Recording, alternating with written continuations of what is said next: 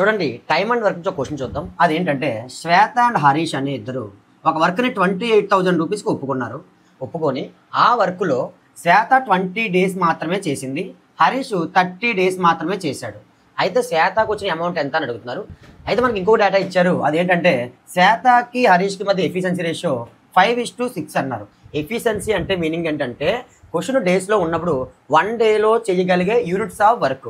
శ్వేత రోజుకి 5 యూనిట్స్ చేయగలదు, హరీష్ రోజుకి 6 యూనిట్స్ చేయగలరు. అయితే మనల్ని ఏమడిగారు, శ్వేత అమౌంట్ ఎంత అని అడిగారు. ఎప్పుడైనా అమౌంట్ని ఎవరెవరు ఎంతెంత వర్క్ కంప్లీట్ చేస్తే అంత అమౌంట్ డిస్ట్రిబ్యూట్ చేయాలి. మరి శ్వేత ఎంత వర్క్ చేసిందో తెలియాలంటే అసలు టోటల్ ఎంత వర్క్ ఉందో తెలియాలా. టోటల్ ఎంత వర్క్ ఉందో తెలియాలంటే చూడండి, శ్వేత రోజుకి 5 యూనిట్స్ చెప్పిన 20 డేస్ చేస్తే 20 × 5 ఒక 100 యూనిట్స్ వరకు శ్వేత చేసి ఉండేది కదా. సేమ్ అలాగే రోజుకి 6 యూనిట్స్ చెప్పిన 30 డేస్ వర్క్ చేస్తే హరీష్ అనేవాడు 180 యూనిట్స్ చేసి ఉంటాడు కదా. ఎస్, అంటే ఇద్దరు కలిపి ఇదో 100 ఇదో 180 280 యూనిట్స్ వరకు అయింది అనొచ్చా. ఈ 280 యూనిట్స్ వరకే కదా మొత్తం 28,000 రూపీస్ వచ్చింది. అయితే మనల్ని ఏమన్నారు, శ్వేతకి ఎంత వచ్చిందంటే శ్వేత ఎన్ని యూనిట్లు చేసింది 100 యూనిట్స్. 280 యూనిట్స్కి 28,000 అయితే 100 యూనిట్స్కి ఎంత అంటే క్రాస్ మల్టిప్లై చేసినా పర్లేదు. చూడండి ఇంటూ 100 చేస్తే వచ్చిందా. సో దీన్ని కూడా ఇంటూ 100 చేస్తే ఎంత 10,000 రూపీస్ అనేది మనకి శ్వేతకు వచ్చిన అమౌంట్ అని చెప్పొచ్చు.